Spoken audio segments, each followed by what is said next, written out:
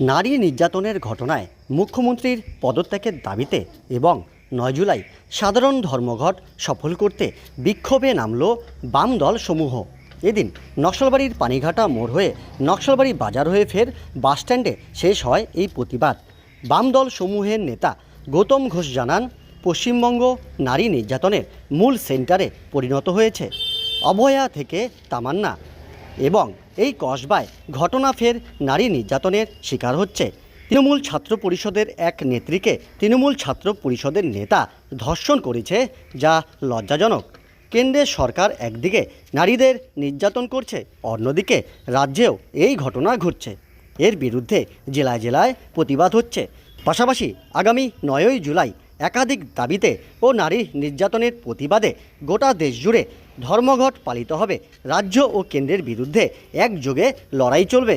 হচ্ছে অভয়া থেকে তামান্না এবং কসবা, এই যে হাজার হাজার মেয়ের কান্না, গোটা পশ্চিমবাংলাটা নারী নির্যাতনের একেবারে এপি সেন্টারে পরিণত হয়ে গেছে। সর্বত্র জেলায় জেলায় মহিলাদের উপরে, নাবালিকাদের উপরে অত্যাচার হচ্ছে। কসবার ঘটনা জ্বলন্ত সমস্যা। একটি ছাত্র নেত্রী, যে সেই ল কলেজে পড়ে, সে তৃণমূল ছাত্র পরিষদের নেত্রী, তাকে তৃণমূলের ছাত্র পরিষদের নেতারা তাকে গণধর্ষণ করলেন। এর চেয়ে আর বড় খবর হতে পারে কি? আজকে সব থেকে বড় ঘটনা হচ্ছে এটি। আজকে একটা পৈশাচিক ঘটনা, একটা রাজত্ব চলছে, জঙ্গলের রাজত্ব। এই জঙ্গলের রাজত্বের বিরুদ্ধে জেহাদ ঘোষণা করছে গ্রাম বাংলার মানুষ। খুব দ্রুত এর বিরুদ্ধে হাজারে হাজারে মেয়েরা রাস্তায় নামবে। অভয়া থেকে তামান্না, আমরা বলছি তামান্নার মতো একটি ফুটফুটে মেয়ে, যে মায়ের হাত ধরে মিছিল দেখতে গেছে, তৃণমূলের বিজয় উল্লাসের বলি হয়ে গেল। বোমার আঘাতে সুপরিকল্পিতভাবে সে তার পরিবারটা সিপিএম করে বলে তার মেয়েটাকে, হুসেনের মেয়েটাকে হত্যা করা হলো বোমা মেরে। এই ঘটনা ঘটছে, এই লজ্জা আমরা রাখবো কোথায়? আজকে এই লজ্জা রাখার জায়গা আমাদের নেই। নারী নির্যাতনের একটার পর একটা ঘটনা আমাদের নকশালবাড়ি থেকে শুরু করে সর্বত্র। রাজ্যের সরকার যেরকম, ঠিক একইভাবে দিল্লির সরকার। বিজেপি আমলে বিলকিস বানুর মতো ঘটনা ঘটছে, গণধর্ষণের শিকার মহিলা। আসামিরা বেরিয়ে আসছে, ওই বজরং দল, ওই বিশ্ব হিন্দু পরিষদ, ওই আরএসএস, যারা ধর্ষণকারীদেরকে সম্বর্ধনা দিচ্ছে ফুলের মালা দিয়ে। এই হচ্ছে নরেন্দ্র মোদী এবং অমিত শাহের রাজনৈতিক দল বিজেপি আরএসএস। আজকে উন্নাও থেকে হাথরস একই ঘটনা।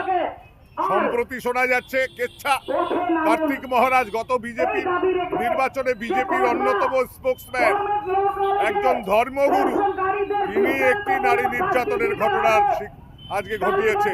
সেই ঘটনা, তার কেলেঙ্কারি, তার কেচ্ছা আজকে সামনে আসছে। একটার পর একটা বিজেপির আশ্রয় থেকে বড় বড় ধর্মগুরুরা এই ঘটনা ঘটিয়েছে, ভারতবর্ষে তার সাক্ষী আছে। তাই আমাদের দাবি হচ্ছে এই দুই সরকারের বিরুদ্ধে, কেন্দ্রের বিজেপি সরকারের বিরুদ্ধে, রাজ্যের তৃণমূল সরকারের বিরুদ্ধে, একটা নারী ঘাতী, একটা শিশু ঘাতী এই সরকারকে অবিলম্বে ক্ষমতা থেকে ক্ষমতাচ্যুত করতে হবে। এবং এর জন্য মানুষের বিরুদ্ধে, মানুষের মধ্যে যে বিদ্রোহ, যে বিক্ষোভ, সেই বিক্ষোভের বহিঃপ্রকাশ ঘটছে রাজ্যের বিভিন্ন প্রত্যন্ত এলাকায়। নকশালবাড়িতে আজকে মিছিল হলো।